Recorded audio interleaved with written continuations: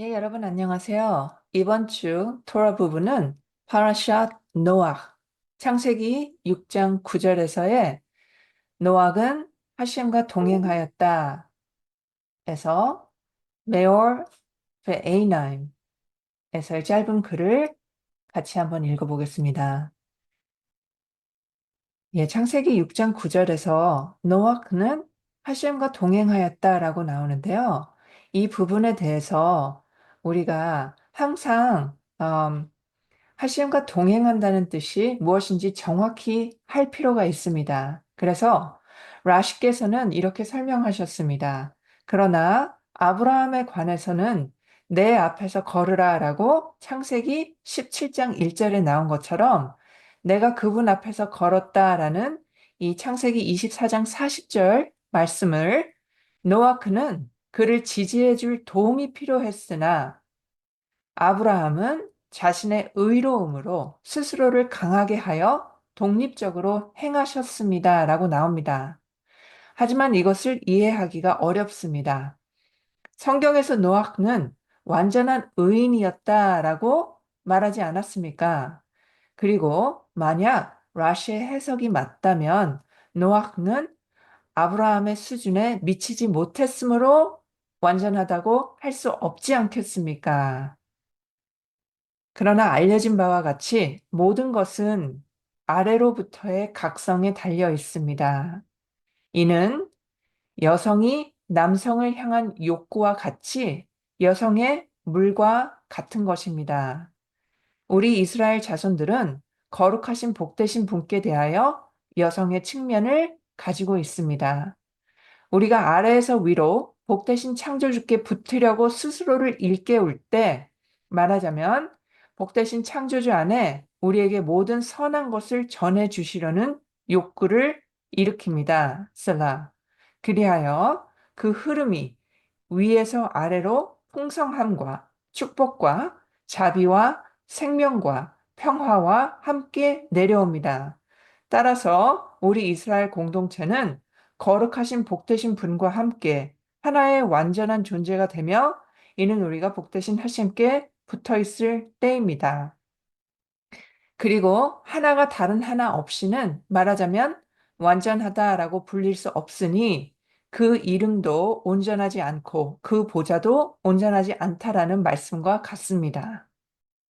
자, 여기까지 보시면 우리가 여기에서 무엇을 얻어가야 될지 정말 알 수도 없고 헛갈릴 수도 있습니다. 왜냐하면 우리가 이 겉에 나오는 모양으로, 겉에 나오는 읽는 이 글자들로 인해서 음, 여성이고 남성이고 우리가 물리적인 것으로 생각하며 그리고 우리가 이스라엘 공동체에게 하는 말이 우리에게 무슨 의미가 있나라고 생각하실 수 있습니다. 그래서 후에 설명이 나오는 것을 다시 잘 읽어본 후에 다시 한번 위로 올라와서 그것을 같이 의미를 생각하면서 읽어보셨으면 좋겠습니다. 그리고 하나가 다른 하나 없이는 말하자면 완전하다라고 불릴 수 없으니 그 이름도 온전하지 않고 그 보좌도 온전하지 않다. 다음 설명입니다. 우리는 복되신 창조주의 보좌라 불립니다. 말하자면 우리가 없이는 복되신 창조주께서 완전하다라고 불리지 않으시며 분명히 복되신 하심 없이는 우리도 완전하다라고 불리지 않습니다. 오직 우리가 먼저 여성의 물, 예, 여기에서 그 터미널로지를 설명해 주십니다. 여성의 물을 일으킬 때, 즉, 아래에서 위로 복되신 하심께 붙고자 하는 우리의 욕구를 일으킬 때, 즉, 여성의 물은 우리가 하심께 연결하고 싶은 욕망을 말합니다. 이를 통해 우리는 위에서 아래로 향하는 복되신 하심의 욕구를 일으키게 됩니다. 그렇다면 이 두 욕구가 하나로 만날 때 그것이 하나의 완전한 존재가 됩니다. 이것이 바로 여러분은 여러분의 하셈 엘로킴과 함께 온전하세요라는 신명기 18장 13절이라는 구절의 의미입니다. 이 구절의 설명을 들어가기 전에 그러면 여기에서 말하는 것을 라비 아실라그 자설께서 하시는 말로 우리가 심플하게 알아들을 수 있게 설명을 하자면 이것은 우리가 하심께로 향한 욕망이라는 것은 우리가 하심과 하나가 되고 싶은, 즉 형체의 유사성을 말하는 우리의 인격에서나 성격에서나 정신 상태에서나 태세를 하심께 드리고자 하는 욕망이며, 하심께서는 지극히 주시고자 하는 욕망만 가지고 계시기 때문에 우리가 받고자 하는 그 욕망으로 하심과 반하는 성격으로 하심과 같이 할 수 없기 때문에 우리의 본성인 받고자 하는 욕망을 넘어서는 제2의 본성인 하심에 주고자 하는 욕망을 가지고자 하는 욕구를 말하는 것입니다. 그러니까 우리는 이 형태의 유사성인 주고자 하는 욕망을 말하고 있는 것입니다. 자, 이제 이것이 여러분은 여러분의 하셈 엘로킴과 함께 온전하세요라는 신명기 18장 13절 9절의 의미입니다. 이는 곧 당신이 복되신 하셈과 함께 완전한 존재라 불린다는 것입니다. 그리하여 창조의 본질은 이러한 조건 하에 있었으니 우리가 처음에 아래로부터의 각성을 통해 복되신 하심께로 나아가야 한다는 것입니다. 그렇지 않다면 하심께서 금하시기를, 즉 우리가 아래로부터의 각성으로 스스로를 일깨우지 않고 복되신 하심께서 위로부터 우리를 깨우시게 해야 한다면 우리는 아무것도 하지 않은 것이 됩니다. 마치 로봇과 같다는 것입니다. 그래서 노아크에 관해서는 아래로부터의 각성이 없었고, 노아기 구원받은 것은 오직 복되신 하심께서 세상의 보존을 원하셨기 때문이며, 이는 노아를 통해 이루어질 것이었습니다. 따라서 복되신 선하신 분께서는 위로부터 그를 깨우실 필요가 있었으며, 노아에게 복되신 하심께 붙고자 하는 욕구를 전하실 필요가 있었던 것입니다. 이것이 바로 라시께서 말씀하신 노아크는 그를 지지해줄 도움이 필요했다라는 뜻입니다. 그러나 우리의 조상 아브라함, 그에게 평화가 있으시기를 자신의 의로움으로 스스로를 강하게 하여 독립적으로 행하셨으니 이는 아래로부터의 각성을 통해서였다입니다. 이제 노아크가 완전한 의인이라고 부른 것이 이해가 됩니다. 어, 그는 복되신 하신께 붙어 있었으나 아래로부터의 각성을 통해서가 아니었기 때문입니다. 이것은 저는 여기 이 부분에 이렇게 설명을 하는 것으로 완전하다고 생각되지가 않고요. 작년과 재작년에 배웠던 그 과정에서 제가 잠시 말씀을 전해드리자면 이 당대에 그 노아크가 살았던 그 시대에 노아크는 완전한 의인이었습니다. 그는 그 시대의 배경에서 어, 제일 으뜸가는 의인이었으며 하심께 완전히 붙어 있었다는 것입니다. 이 말은 아브라함과 비교해 봤을 때 다르다는 점이 있다는 것이지만 이 시대에서의 노아크는 완전한 의인이었으며 노아크도 의인이고 아브라함도 의인이 맞습니다. 그래서 이것이 하늘과 땅이 창조될 때의 기록이니라 라는 베히바람 창세기 2장 4절에 기록되어 있는데 이는 아브라함의 글자들과 같습니다.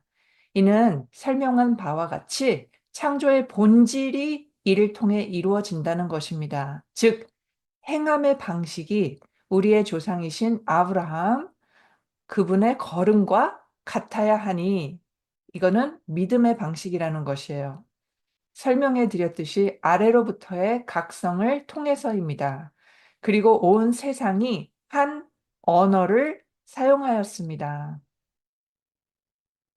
복되신 기억의 라비들께서는 그들이 성스러운 언어인 히브리어를 사용하셨다라고 설명해 주셨습니다. 이 거룩하신 분께서 토라로서 세상을 창조하시고 토라를 통해 세상이 운영된다는 것이 그 의미입니다. 우리는 지금 토라를 문자로서의 토라로 얘기하는 것이 아니고 언어를 히브리어의 언어로 얘기하는 것이 아니며 우리는 하심과의 관계를 얘기하는 것입니다. 거룩하신 분의 생명력과 신성이 모든 곳에 존재하시어 그분이 계시지 않는 곳이 없으시듯이 토라와 거룩하신 분은 하나이시므로 모든 세계와 모든 민족들은 오직 토라로부터만 그들의 생명력을 얻게 됩니다. 그들이 받는 이 생명력의 근원이 되는 토라란 무엇일까요? 본질이 무엇일까요? 민족들이 흩어진 후에 이렇게 기록되어 있습니다. 하심께서 거기서 온 세상의 언어를 혼란스럽게 하셨도다. 비록 모든 언어가 혼란스럽게 되었지만 그럼에도 성스러운 언어의 흔적이 모든 언어 속에 남아있게 되었습니다. 하심의 본질이 모든 언어 속에 숨겨져 있다는 뜻입니다. 토라에 기록된 특정 단어들이 그것이며 이로부터 세상이 민족들을 필요로 하는 만큼의 생명력이 나오게 됩니다. 복되신 기억의 라비들께서 말씀하시기를 콥트어의 탓는 둘을 의미하며 아프리카의 파트도 둘을 의미한다라고 하셨습니다. 그러므로 이스라엘이 민족들 사이에 흩어진 것은 그들과의 거래와 대화를 통해 그들 사이에 섞여 있는 토라의 거룩한 글자들을 명확히 하기 위함이었습니다. 이스라엘은 이러한 말씀들을 그 근원인 토라로 승격시키게 됩니다. 만약 이스라엘이 완전한 지식으로 하심을 섬겼다면 그들은 토라를 완성시키고 그들 사이에 떨어진 것을 명확히 하는 일을 서둘렀을 것입니다. 하지만 그들의 제한된 이해로 인해 우리 시대에 속히 오실 메시아가 올 때까지 유배가 오래 지속되어야 했습니다. 그때에 내가 민족들의 언어를 순수한 것으로 변화시키리라 라는 말씀이 이루어질 것입니다. 아브라함에 대해 말씀하신 것이 창세기 12장 5절에 이것입니다. 하란에서 그들이 얻은 사람들을 언켈러스 번역에서는 그들이 토라에 복종시킨 자들이라고 번역하셨습니다. 위에서 언급한 대로 그는 믿는 자들의 우두머리였고 낮은 영역에서 그분의 신성을 알리셨기 때문입니다. 그러므로 복되신 이름께서 그에게 너의 땅을 떠나라 라고 말씀하신 것은 앞서 언급한 토라를 명확히 하고 민족들 사이에 떨어진 것을 모으기 위한 목적이었습니다. 이것이 그들이 토라에 복종시킨 자들의 의미입니다. 즉, 토라에서 떨어져 나간 것들을 복종시켰다는 뜻입니다. 복되신 기억의 라비들께서 이렇게 말씀하셨습니다. 첩들의 아들들에게 아브라함이 선물들을 주셨노라. 그는 그들에게 부정함의 이름을 주었고 그들을 이삭에게서 멀리 보냈노라. 이는 이삭의 자손들이 앞서 언급한 대로 명확히 하고 정화시키는 능력을 가졌기 때문입니다. 그러니까 부정하면서 순수함을 말하는 것이죠. 하지만 그들은 오히려 이름이라 불리는 말씀들을 세상의 민족들 가운데서 부정하게 만들었으니 모든 토라가 거룩하신 분의 이름들이기 때문입니다. 이를 이해하시기 바랍니다. 부정함 속에 순수함을 하심의 본질을 이해하라는 말씀이라고 생각됩니다. 그리고 이것이 그들의 생명력이니 그들이 거룩함 안에서 기반을 두고 있기 때문입니다. 따라서 야곱이 왔을 때 야곱이 그의 발을 들었다라고 기록되어 있는데 이는 토라에서 이방 나라들 사이에 떨어진 것이 그의 발이라고 불리며 그 발이 가장 낮은 수준으로 떨어졌기 때문입니다. 그리고 이것이 바로 야곱이 그의 발을 들었다라는 뜻입니다. 그가 그의 발의 측면을 그 뿌리로 들어 올려서 동쪽 자선의 땅으로 갔다라는 것입니다. 왜냐하면 그곳이 바로 아브라함이 이삭으로부터 멀리 동쪽 방향으로 동쪽 땅으로 보낸 첩의 아들들이 있는 장소였기 때문입니다. 그리고 이것이 예언자가 예레미야 2장 13절에 말한 내용입니다. 그들이 나를 버렸고 생수의 근원을 버리고 스스로 물을 담을 수 없는 깨진 물통을 봤다. 왜냐하면 예언자가 그들을 책망한 것은 그들이 이방의 길과 섞여서 진정한 토라에서 멀어졌기 때문입니다. 진정한 토라는 생수의 샘과 같기 때문입니다. 라비 메어의 가르침에 대해 기록된 것처럼 토라를 그 자체로 수행하는 자는 리시마 토라, 많은 것을 얻게 되며 강해지는 샘과 같게 된다. 그들은 이방의 수준으로 떨어졌고, 비록 그곳에도 토라가 있지만 그것은 물을 담을 수 있는 물통의 측면일 뿐입니다. 물, 즉 그들 사이에 떨어진 토라, 이것은 결코 영원히 유지될 수 없으며 결국 모든 것이 명확히 정리될 것이며 아무것도 남지 않을 것입니다. 이것이 물을 담을 수 없다라는 것의 뜻입니다. 원칙적으로 모든 것은 토라에 가까이 다가가야 합니다. 물통의 측면으로 불리는 모든 측면이 그 생수의 샘, 생명의 생명이신 복되신 그분의 측면으로 올려져야 한다는 것입니다.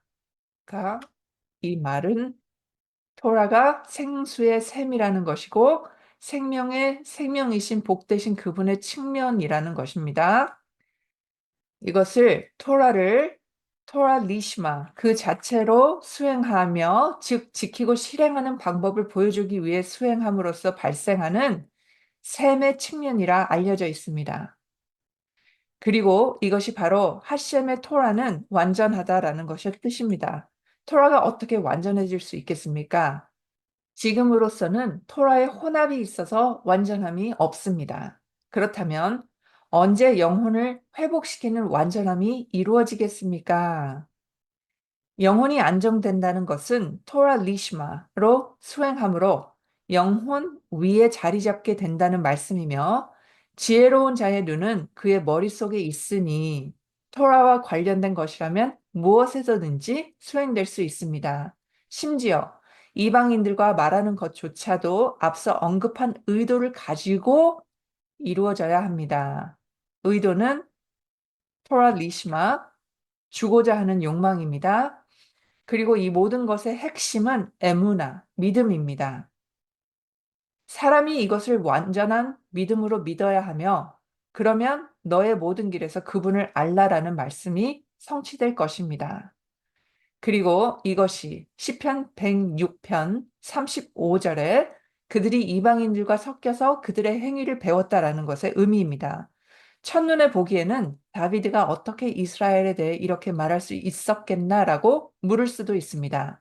그러나 이것은 왜 그들이 이방인들과 섞여서 그들의 행위를 배웠는지에 대한 이유를 설명하는 것입니다. 즉, 그들은 다른 나라들과 함께하는 행동과 교류를 통해 학습과 토라를 얻는다는 의미입니다. 이 점을 이해하십시오. 여기에서 간단히 설명을 드릴 수 있는 말씀은 뭐냐면 악이 있음에 선을 안다는 것입니다. 만약에 우리가 악이 없다면 선도 모를 것입니다. 그리고 선을 행하기 위해서는 반드시 악을 알아야 한답니다. 그리고 이것이 다비드의 아들이 마지막 동전이 사라질 때까지 오지 않을 것이다라는 것의 의미입니다. 토라에는 일반적인 것과 특수한 것이 있으며 일반적인 것에는 특수한 것이 필요하고 특수한 것에는 일반적인 것이 필요하다는 것이 알려져 있습니다. 일반적인 것은 토라를 가르치며 그 안에 기록된 토라, 그리고 구전 토라, 미시나, 그마라, 브라이토트, 시프라, 그리고 시프레이, 토세프타 등이 포함됩니다. 그리고 특수한 것은 이방인들 사이에 떨어진 것을 가리키며 이것을 페렛, 낱개 포도알의 언어와 같다라고 말씀하십니다. 그리고 일반적인 것에는 특수한 것이 필요합니다. 이 마지막 동전, 프루타, 이것이 키스, 주머니에서 사라질 때까지, 즉 70개의 언어 속에 감춰진 이 키스위, 이것을 밝혀내고 높이기 위해서입니다. 그리고 이것이 레위기 6장 2절에 기록된 바입니다. 아론에게 명령하라. 이는 번제의 율법이다. 이것들을 라시는 명령이 항상 재촉을 의미한다라고 설명하셨으며 라비 시몬께서는 금전적인 손실이 있을 때 특별히 재촉이 필요하다라고 말씀하셨습니다. 그 의미는 이는 번제의 율법 토라다라는 것인데 이것이 바로 올라갈 수 있는 율법이기 때문입니다. 이는 경외와 사랑으로 위로 날아오르는 그 율법 자체를 위한 공부입니다. 이것이 바로 토라라고 불리며 여기서의 금전적인 손실이 있을 때 특별히 재촉이 필요합니다. 즉, 이를 통해 각 사람이 그 자신의 그릇된 것을 비워내어 율법을 그 자체로 수행함으로써 주머니 숨겨진 것을 비워야 한다는 뜻입니다. 이 점을 이해하십시오. 어, 이 물리적인 돈을 말하는 것 같지만 그 속에는 깊은 의미를 갖고 있으며 이것은 하셴과 가까워진다는 뜻을 내포하고 있습니다. 그리고 이것이 70개의 언어로 잘 설명하라라는 것의 의미입니다. 이는 70개의 언어 속에 삼켜진 토라가 이스라엘에게 주어져 그들의 행위를 개선함으로써 위에 기록된 대로 우물의 측면으로 가까이 이끌 수 있도록 하기 위함입니다.